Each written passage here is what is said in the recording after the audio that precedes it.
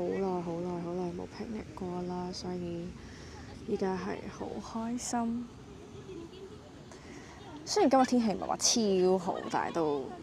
幾好，所以依家要瞓低休息。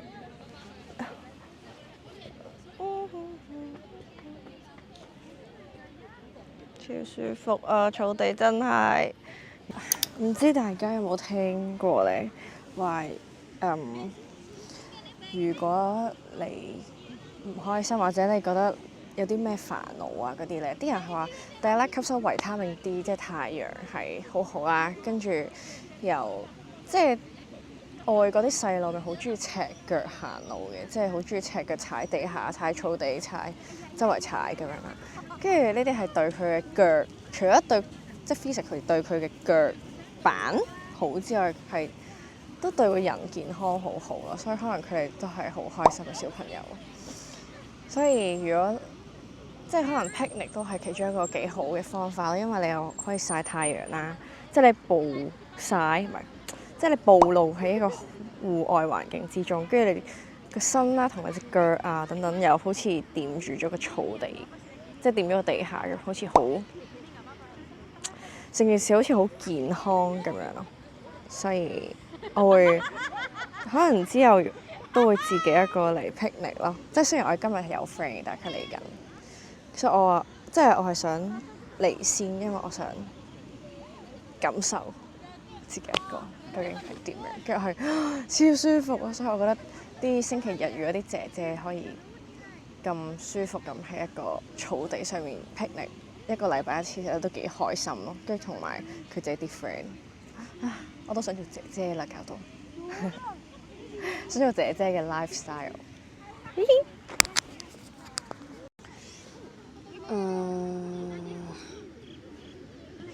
我而家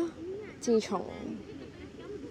5月、6月之後開始有個習慣係將我嘅感受寫低，因為我有陣時都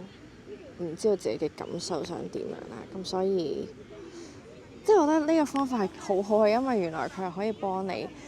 梳理咯。即係我覺得中文呢個字即係形容得好好，梳理，即係好似你將你好亂嘅思想，即係一大團嘢，跟住然後幫你梳翻乾淨，之後即係梳翻順暢，等你知道自己係諗緊啲咩咁樣啦。跟住即係呢2日都經歷咗一啲嘢，所以我都有啲感受咁樣啦。所以其中想同大家分享咯，因為我係想即係我會鍾意分享，因為我想記錄自己依家嘅感受啦。跟住我發現我可以睇返，跟住我就會安慰到自己，或者提醒返自己，原來係應該咁樣諗嘅。跟住有時可能喺一個即係生活中、生存中都會忘記咗，所以第一係拍片可以提我自己啊，第二係如果你係咁啱可以睇到我嘅片嘅話，之後你都想知道嘅話，如果可以帶俾你少少安慰，或者你可以有啲原來都可以咁樣諗嘅話，咁我會覺得好開心，因為希望呢啲道理大家都明，都可以做到咁樣。之後總之就係琴日發生咗一啲事啦，就係我有個親戚就意外就離開咗咁樣，咁係完全係突然啦，即係所以令我諗咗好多嘢，即係我係聽到呢個消息嘅時候係好驚訝啦，然後我本身都即係有啲情緒或者啲事係要去解決啦，跟住 on top of that 再加埋呢件事，所以令我突然之間又即係我好中意諗嘢嘅，但係即係會再諗多啲咁樣啦。其實意外係冇人估到啦，然後發現原來講拜拜嘅機會都唔係話一定有咯，即係好似完結一段關係係未必有一個好好嘅 closure 咯。即係呢個係唔 guarantee，呢個世界係冇呢個必定，即係冇呢個定律係話哦啦，你而家 say bye bye，即係可能大家可能人生有好多機會同人講 bye bye，例如可能係畢業禮，可能係中學 last day、小學 last day，即係你好多機會可能知哦今日係最後一日啦，你好好準備，然後同佢講再見啦。但係有陣時可能你唔知道原來下一秒會發生咩事嘅時候，就未必有呢個機會去講咯。所以不辭而別係有呢個可能性，所以即係你諗下講拜拜嘅機會、道別機會，其實係幾咁珍貴，同埋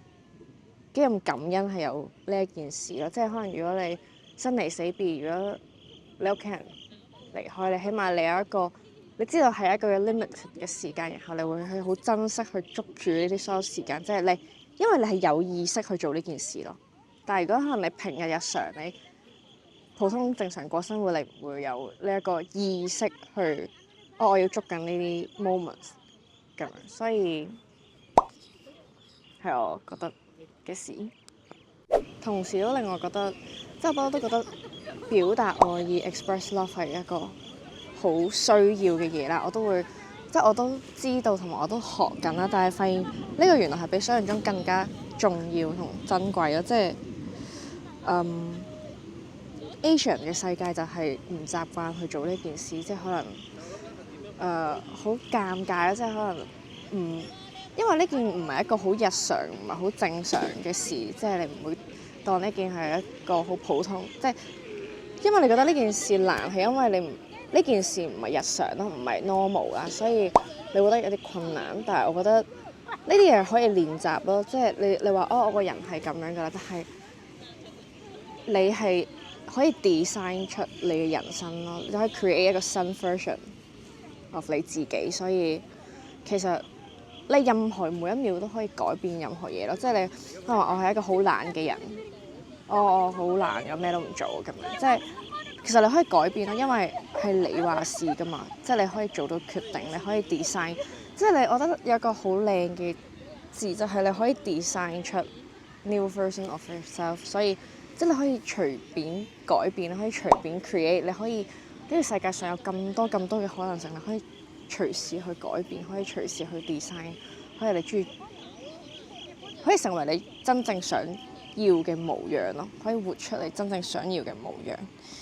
通常一啲唔開心嘅事或者一啲困難就係最令到你成長，同埋會令你當頭棒喝咁樣。哇，中文好好！即係我覺得我最我愛嘅人係我其中就係我爺爺嫲嫲啦。咁佢哋嘅離開其實帶俾我都係一件好大嘅禮物咯。即係除咗當時佢哋對我嘅愛之外，我講起就會喊。Oh my god！ 即係除咗當時佢哋俾我嘅愛，其實佢哋留低咗好嘅禮物俾我咯，喺我嘅人生入邊，即係去令到即係佢哋係示範咗咩係愛啦，跟住然後好令到我感受到愛係點樣啦，跟住然後佢令到我變成更加勇敢嘅人咯。即係如果面對困難或者面對一啲唔敢講出口嘅嘢，其實你必須要講出口咯。即係你一定要去解決佢咯。如果唔係嘅話，可能就會太遲，或者講唔切，或者所以表達你對你身邊嘅人嘅感謝同埋愛係真係好重要。再加埋我自己係一個唔可以棘住嘅人啦，即係如果我有啲咩個心入邊唔舒服，我一定要即刻解決佢咯。如果唔係嘅話，我會好唔開心咁樣。所以我覺得自己要問心無愧最緊要啦。所以我會將所有嘢都唔會唔舒服咯，即係一定要令到自己舒服翻同解決咗件事，即係趁喺有機會同有時間嘅時候。OK， 跟住然後就我 friend 你啦，所以我係要同佢真正嘅 picnic。咁所以講到呢度，我覺得都係我想講嘅嘢啦，已經。See you。